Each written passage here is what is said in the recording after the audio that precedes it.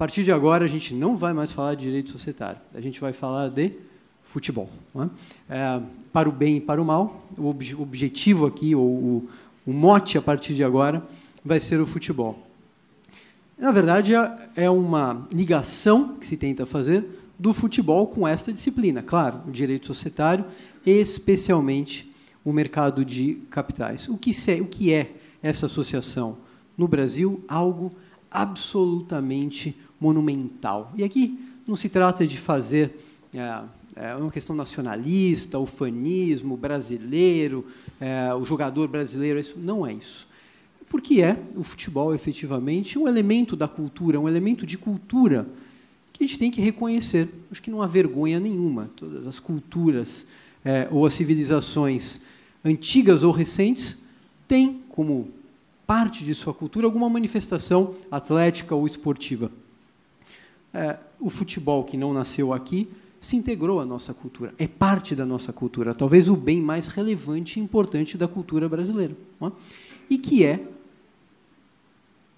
tratado, este bem, como algo secundário, desprezível e, de certa forma, objeto de alienação. Não é e não deveria ser. A China, por exemplo, investe milhões ou bilhões para desenvolver a indústria do ping-pong, da tênis de mesa, não é?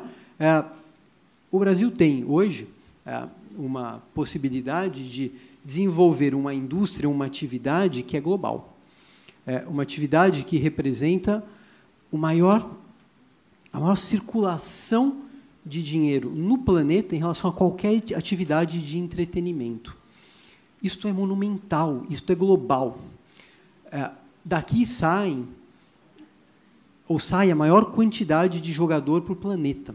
Não é? O maior exportador de jogadores do mundo é o Brasil. Então, a gente fala aqui não de algo que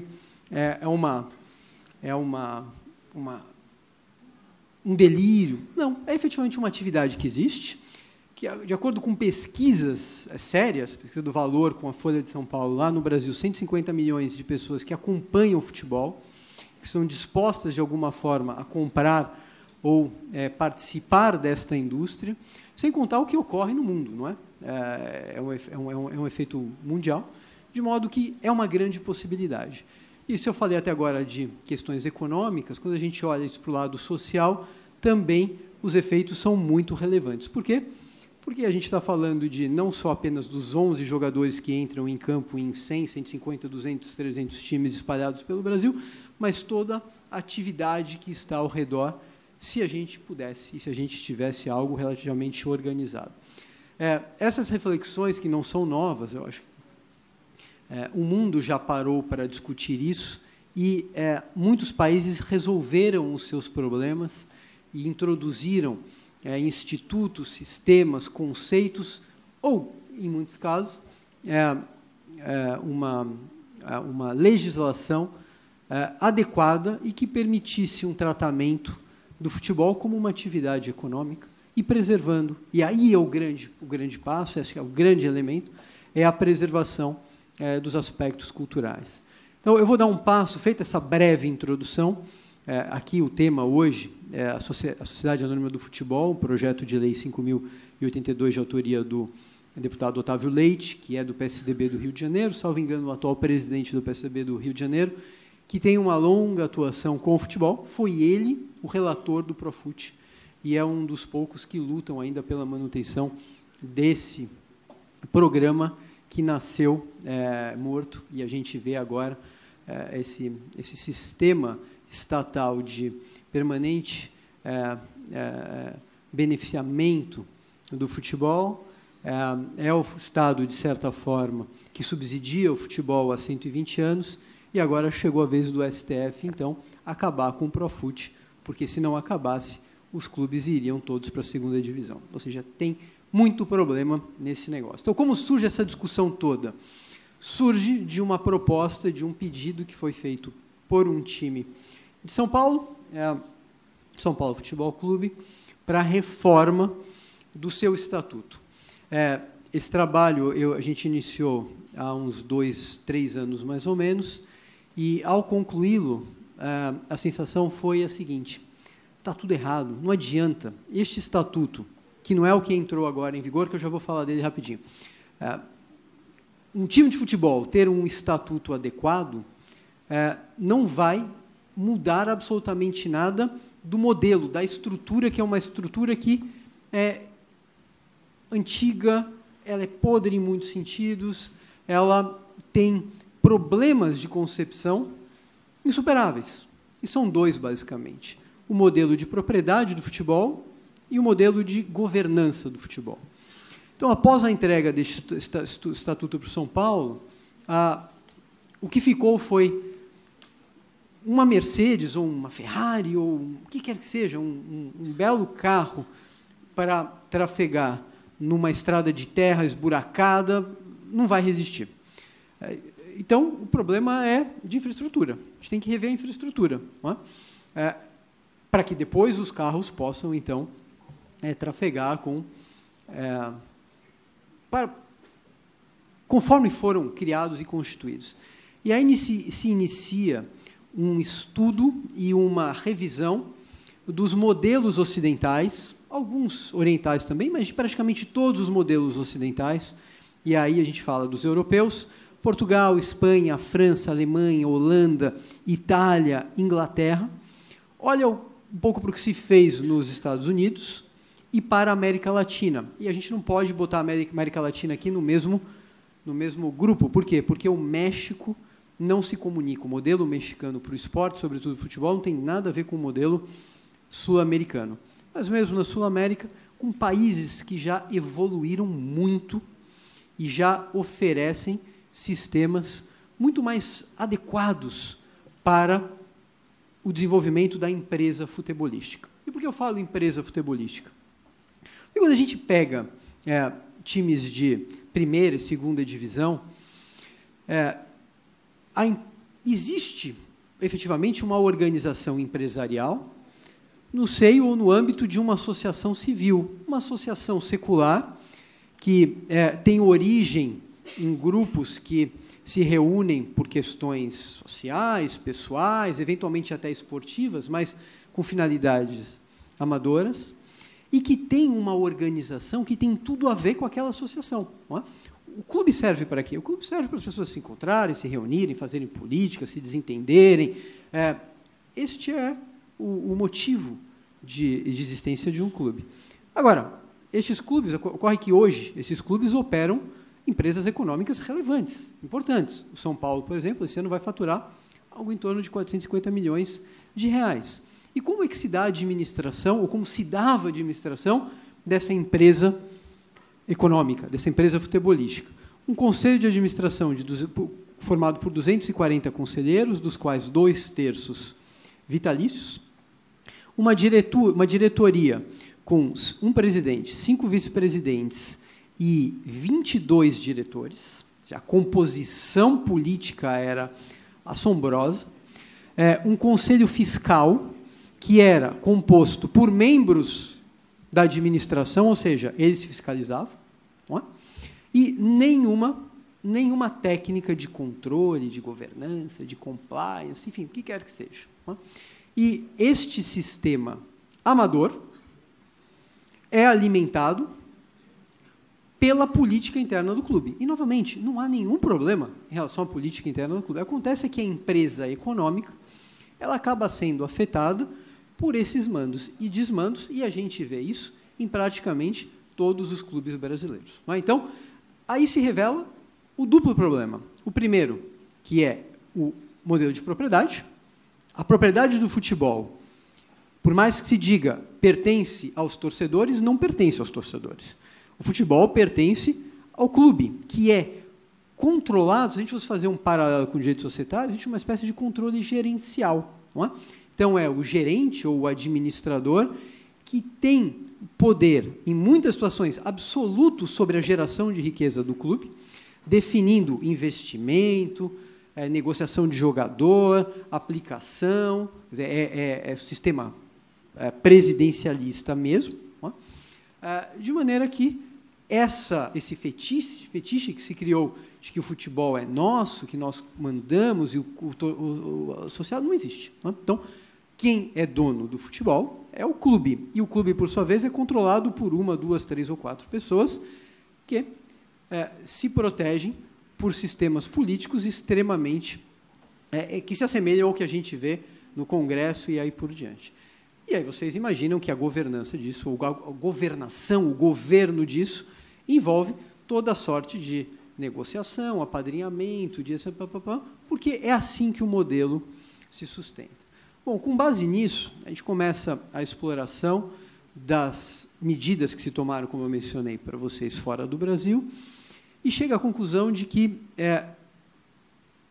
a solução para o futebol é uma conjunção de, evidentemente, o futebol, não é? Ele é o objetivo disso, mas uma atuação que envolve o Estado de um lado e o mercado de outro lado.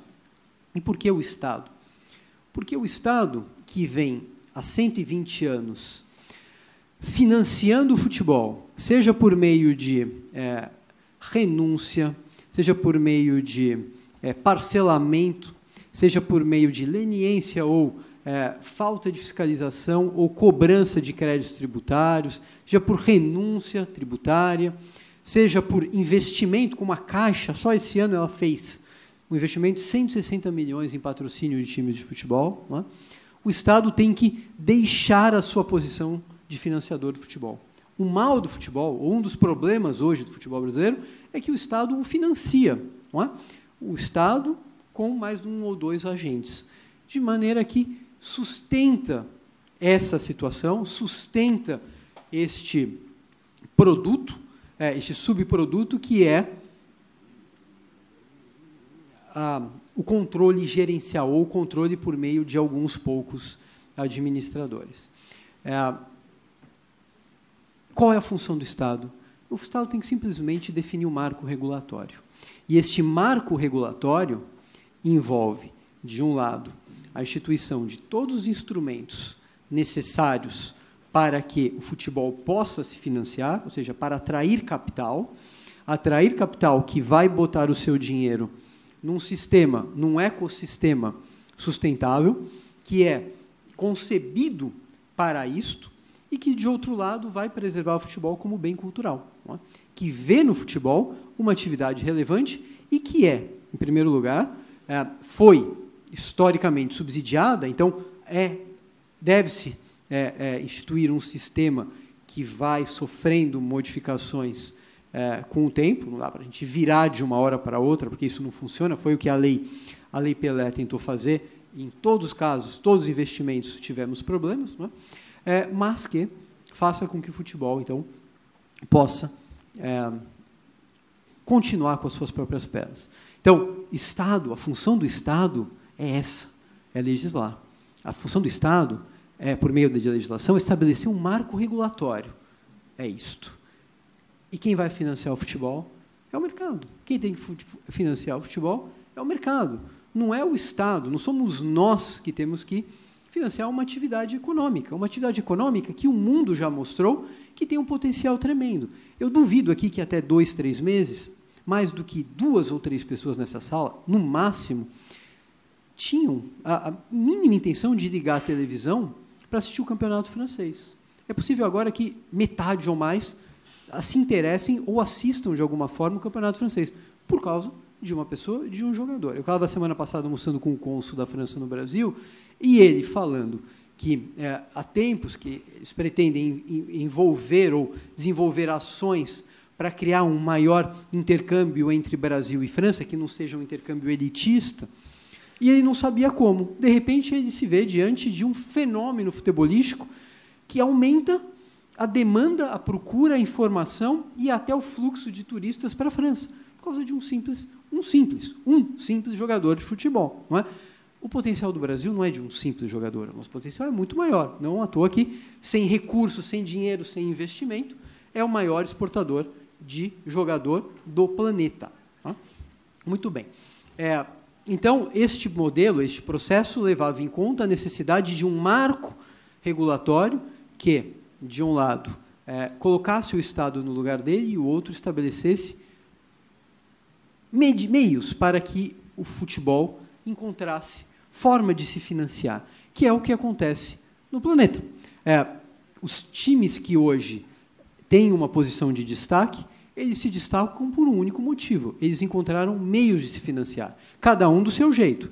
Paris Saint-Germain, vendido 100%. O dono do Paris Saint-Germain é o fundo soberano do Catar. Borussia Dortmund, abertura de capital. Bolsa de valores. Bayern de Munique, private equity. O Bayern Clube criou uma empresa, uma companhia, que a gente vê jogar é uma companhia, e depois admite 3 acionistas, que juntos detêm apenas 25% do capital. Audi, Adidas e Allianz, que injetam mais ou menos 450 milhões de euros por 25% do capital.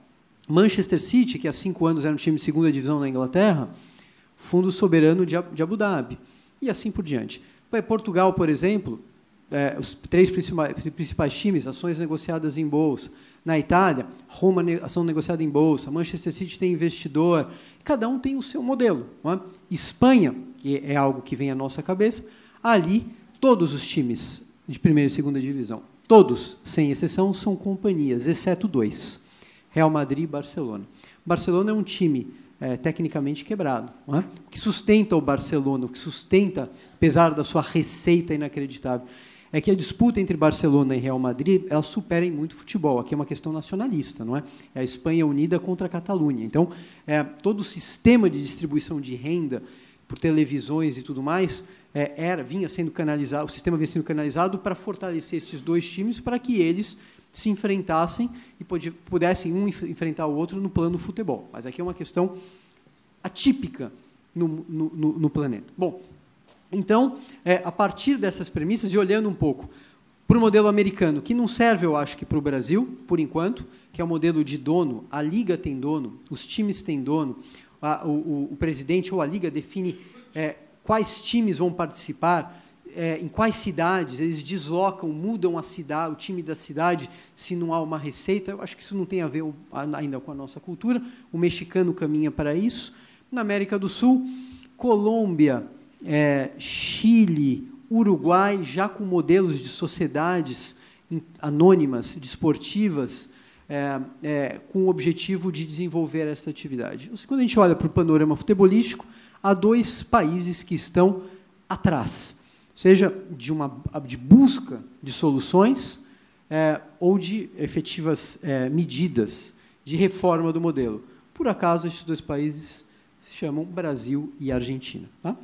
A Argentina, por meio do presidente Macri, que foi presidente do Boca Juniors, teria encomendado um projeto de reforma do modelo de propriedade do futebol argentino, de modo que o Brasil ficaria a ver navios. Por quê? Porque a gente continua preso naquela velha máxima de que futebol é nosso. Ninguém pode ser proprietário do futebol, que o futebol não está associado, não pode se associar a uma atividade econômica. Não é que essa é uma falácia que preserva o poder de poucas pessoas que se apoderaram. E, assim, eventualmente há um rodízio, mas que se apoderaram dessa empresa futebolística. Então, surge a concepção de uma sociedade anônima do futebol que está preocupada com o quê?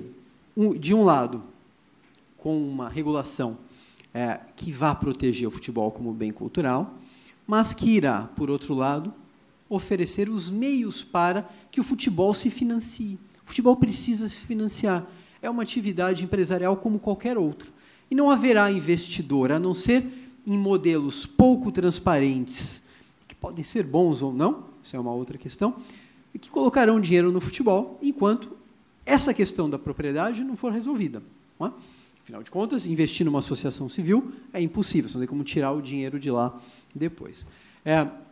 Este é o vetor deste processo, desse projeto de instituição de um novo sistema futebolístico, de um novo sistema do futebol. Agora, a sociedade anônima é o veículo apenas. Por quê?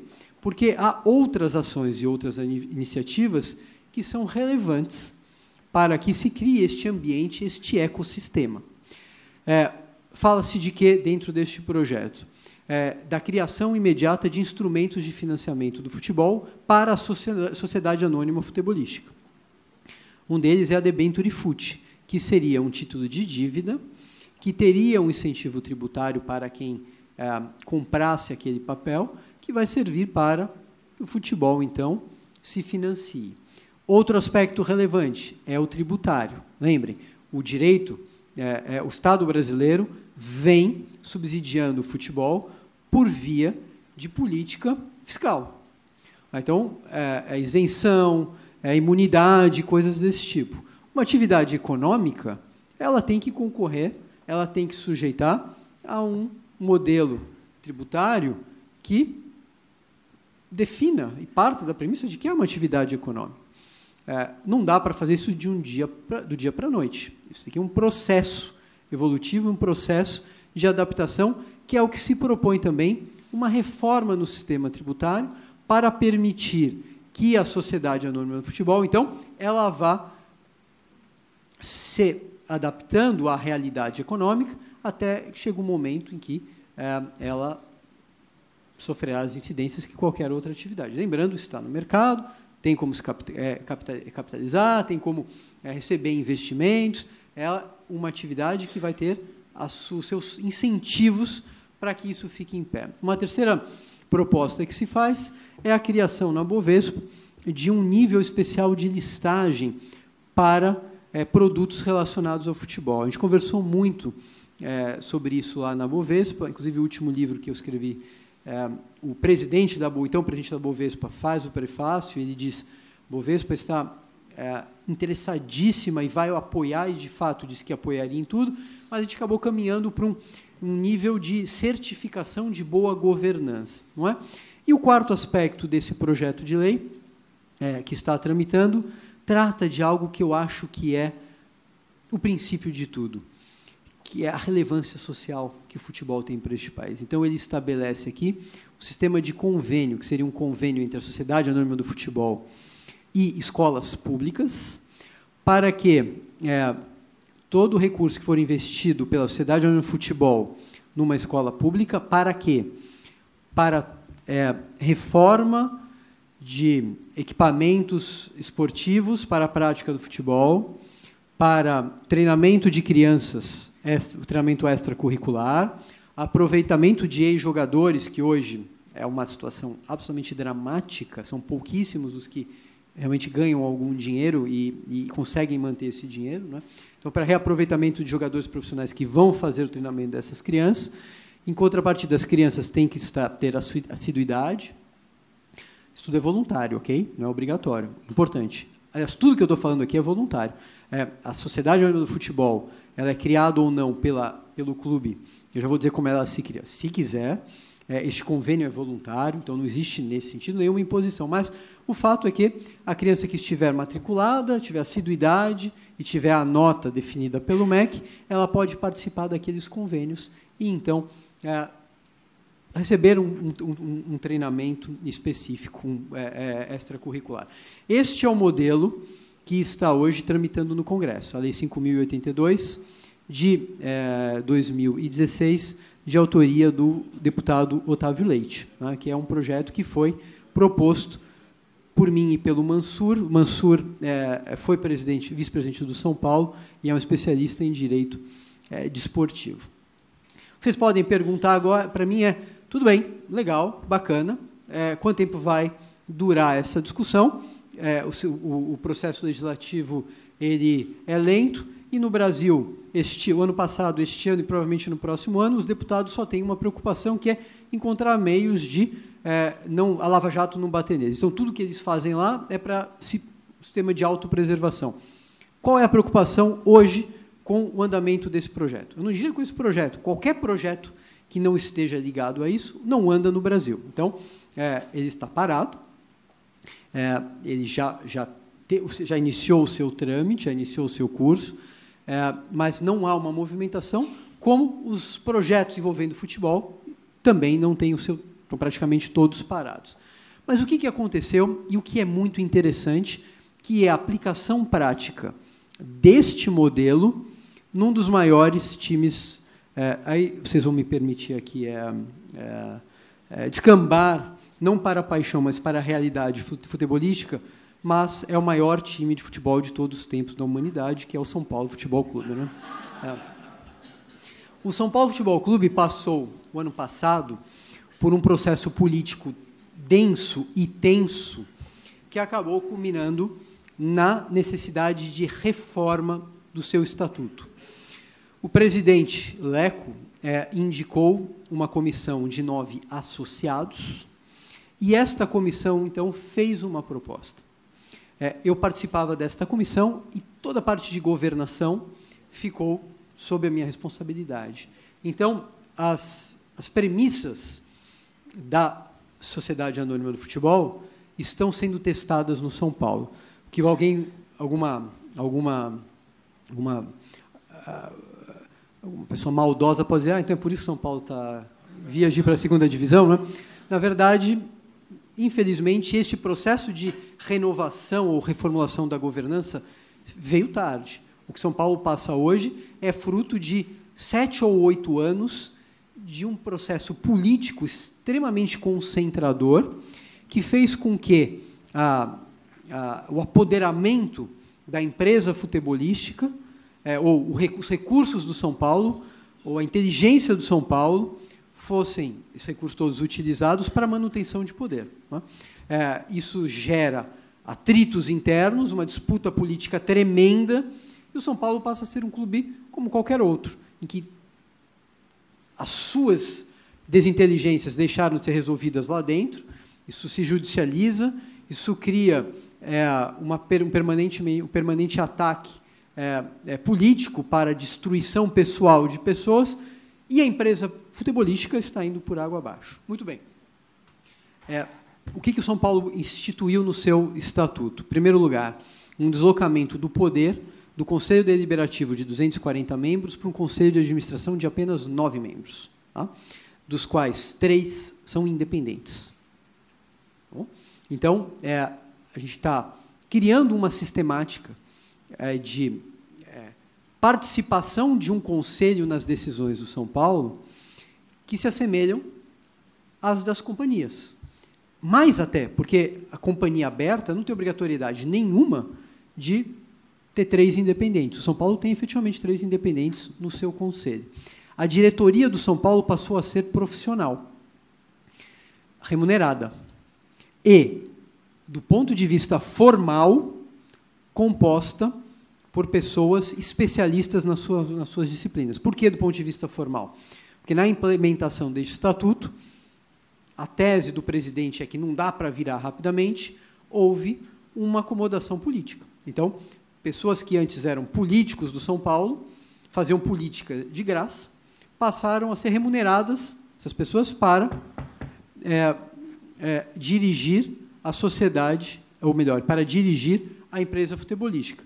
O presidente diz, torcedores, calma, calma, calma, calma, é uma adaptação, logo vem essa efetiva transformação. Um conselho fiscal independente, que não pode ser formado por membros de nenhum poder do São Paulo, uma auditoria obrigatória por Big Four, exceto se o Conselho de Administração aceitar um outro nome, e o que é mais importante, e que aqui acho que poucas pessoas perceberam a relevância dessa cláusula estatutária, e é só por isso que este movimento está em curso. Na proposta de reforma do Estatuto que foi levada à Assembleia Geral e que aprovou com 85% dos votos dos associados presentes, há uma cláusula que diz o seguinte: o presidente de São Paulo deve, no prazo de 1 ano, estudar a viabilidade da separação do futebol do clube, que é um dos meios de constituição da Sociedade Anônima do Futebol. Quais são os meios? Os 2 mais tradicionais. A transformação, em que o clube se transforma, passa de um tipo que não é um tipo associativo para um tipo societário, empresarial, né, de uma sociedade, de uma associação civil para a Sociedade Anônima do Futebol, o que não vai ser viável para clubes que tenham muitos torcedores, que realmente frequentam o clube com um propósito associativo. Por quê? Porque eles não querem ser associacionistas de uma companhia. Eles estão lá preocupados com a piscina, com o evento do final de semana, enfim, é o clube, é isso. Não é? E o outro é a transferência dos ativos do futebol para uma sociedade que nasce. Não é? Então, o São Paulo, neste momento, está estudando este processo. O presidente do São Paulo indicou a mim para conduzir este trabalho, que é um trabalho, neste caso, não remunerado, e a condição para que... A mim é o Mansur, desculpem. E a condição que a gente impôs para aceitar a condução deste trabalho foi que uma Big Four estivesse ao nosso lado e que mapeasse todas as incidências de natureza fiscal, sobretudo, mas previdenciária, trabalhista, sobre associação, e que a gente projetasse como vai ficar isso se transformar, houver a transformação em sociedade empresária. Vai funcionar? Não vai funcionar. Por quê? Porque o IPTU não paga IPTU, IPTU é isento, tá bom. Então, como vai ficar se o estádio ficar com a associação e todos os outros ativos forem transferidos para a sociedade, que vai celebrar um contrato de locação, de comodato, o que quer que seja? Funciona? Então, a gente está mapeando todas as possibilidades e vai levar até o começo do ano que vem para a diretoria, que irá levar ao Conselho de Administração, que vai levar ao Conselho Deliberativo, que vai levar obrigatoriamente à Assembleia Geral, que vai decidir. O que acontece se houver a separação? O clube, a associação civil, do ponto de vista patrimonial, vai ter uma simples transposição contábil. Por quê? Porque ela não perde nada, que é o que eu ouvi uma vez no Congresso Nacional, quando a gente foi lá falar sobre essa lei. Proposta de vocês é entregar os ativos do futebol para chineses ou russos ou sei lá o quê. Não. Por quê? Porque quando se faz essa transferência, se constitui uma sociedade, quem vai ser o acionista daquela sociedade de futebol? O clube.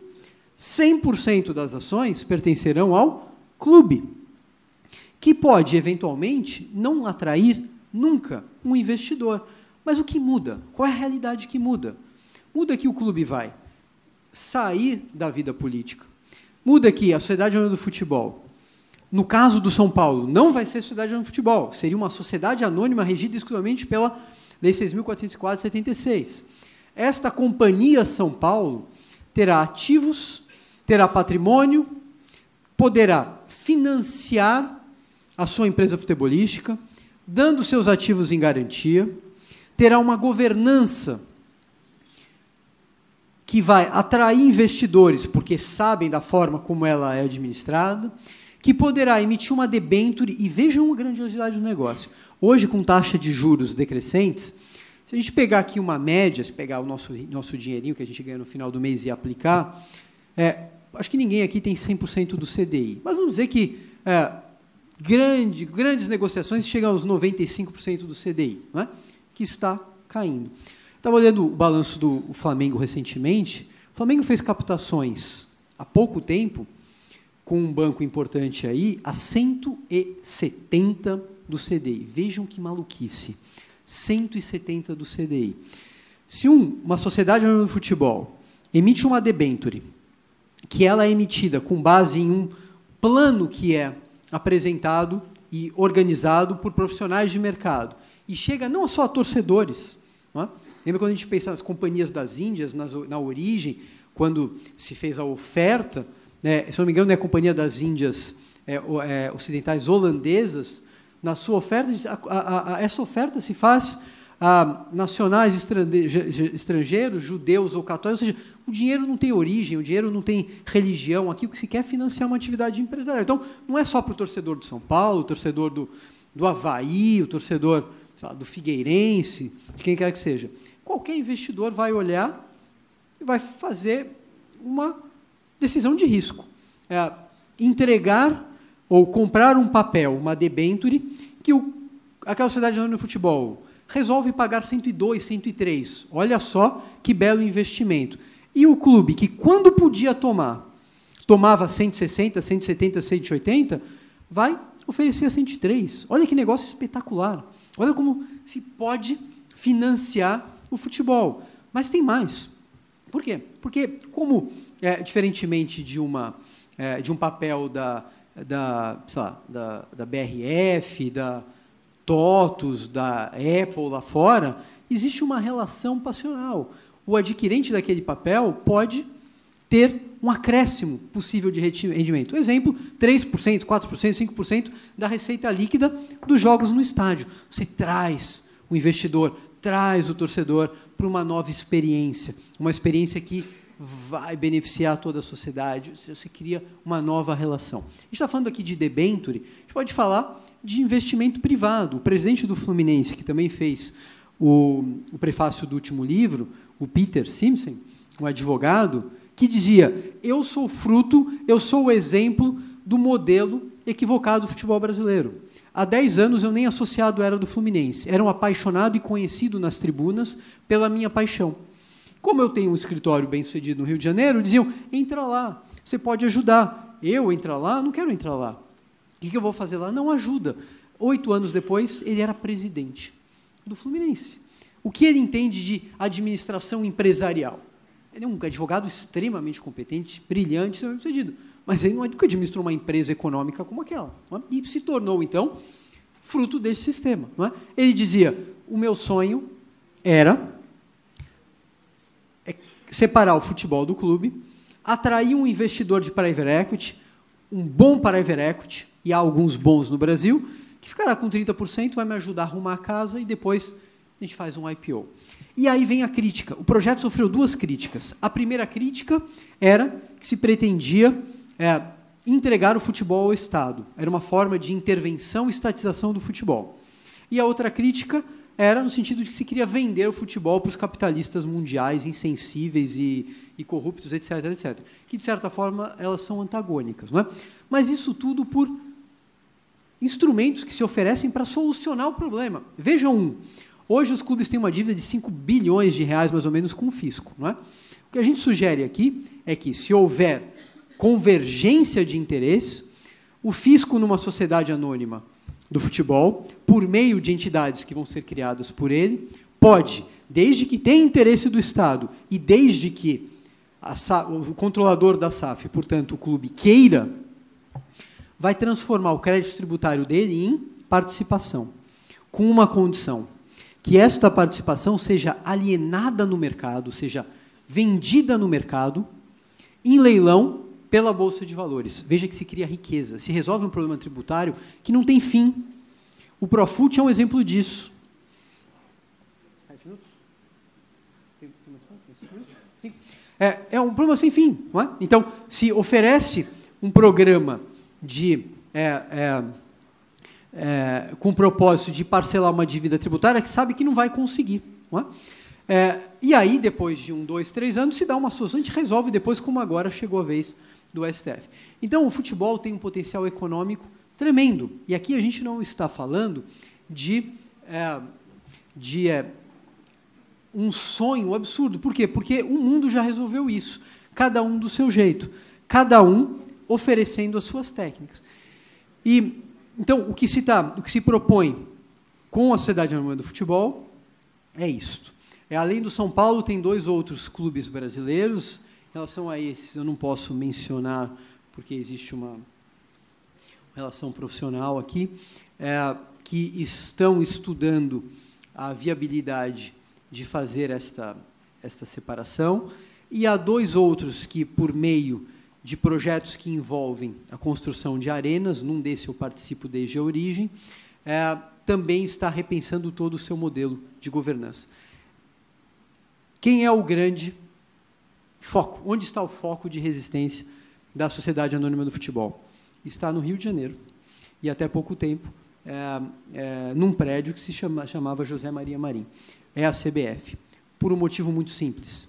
Porque a CBF controla, exerce este poder, a pressão sobre o futebol brasileiro, porque os clubes hoje não têm como se financiar. Eles não têm como enfrentar esta dominação. E o desinteresse da CBF pelos clubes é tão grande que que no ano passado, de um orçamento ou de uma receita de algo em torno de 550 milhões da CBF, 82% vieram de onde? Da seleção brasileira. Do futebol, do que eles ganham com campeonatos e copas, algo em torno de 12. Os outros 8 de vários. Ou seja, a CBF não está preocupada com o futebol brasileiro, a CBF está preocupada com a seleção. E seleção grande não quer dizer futebol grande, futebol estruturado, porque o Brasil sempre vai ter 24 jogadores para disputar uma Copa. Mesmo que o nosso futebol aqui esteja destruído, aniquilado, sem ter condições de financiar. 24 jogadores a gente sempre vai ter. Isso é reflexo do Tite. Tá bom? Para concluir, e 1 minuto e meio, tenho 2, né? 1 e meio, com os descontos, né? O árbitro sempre dá um desconto no jogo de futebol. Tem um outro projeto que corre paralelamente. Eu estava anteontem conversando com um banqueiro realmente importante no Brasil. A gente falou muito sobre isso. Ele disse: esse é o meu sonho. Ele falou: isso aqui é um projeto bilionário para o país, que está aqui nesse livro, que é fazer com que o futebol seja realmente do brasileiro. De que modo é isso? Abertura de capital da CBF. Novamente, isso aqui está ao lado, não tem nada a ver com a Sociedade do Futebol, mas é um projeto que é fruto de um livro que vai sair provavelmente no começo do ano que vem. Isto é monumental. Por quê? A quem pertence a CBF hoje? Eu olhei o balanço de todos os clubes da primeira divisão. Ninguém tem um título patrimonial da CBF. Eu olhei o balanço de 10 federações. Ninguém contabiliza o título patrimonial da CBF. Provavelmente, a CBF foi constituída por 3 ou 4 caras ali que associam as confederações e os times de futebol. Os times de futebol têm direito de voto em função da sua posição na primeira ou na segunda divisões. Muito bem. Qual é o projeto? Primeiro é mutualizar. O que quer dizer isso? A gente iria atribuir para cada time de futebol título patrimonial e passaria a ter um ativo, patrimônio. Não é? Ato seguinte, desmutualiza. A CBF passa a ser uma sociedade empresária, uma sociedade anônima, com ações, capital dividido em ações. A quem pertencerão as ações? Aos clubes. Vejam que eles ficam bilionários de uma hora para outra, que foi exatamente o que aconteceu com a Bolsa de Valores. Desmutualização, Bolsa de Valores, fusão. Corretores se tornaram da noite para o dia alguns bilionários, outros milionários. Na sequência, abertura de capital. Abertura de capital, como a gente vai fazer para evitar que o chinês... A gente olha para o chinês e para o russo, mas o problema do futebol brasileiro não é o chinês e o russo, é o brasileiro, que domina o futebol brasileiro há 120 anos e não deixa o futebol se desenvolver. Muito simples. Só determinar que cada acionista não possa ter mais do que 0,5%, 1%, 1,5%, 2%, pouco importa. Aí é uma questão de modelo. Ou seja, para concluir, palavras realmente finais, as possibilidades com o futebol são monstruosas. E aqui não é uma questão de nacionalismo, ufanismo, não. É porque a gente tem um produto, só a gente tem, são jogadores, times, campeonatos, seleção e história. Ninguém mais tem isso. E, novamente, isso é acaso. Isso não foi pensado, aconteceu. E a gente não aproveita isso tudo.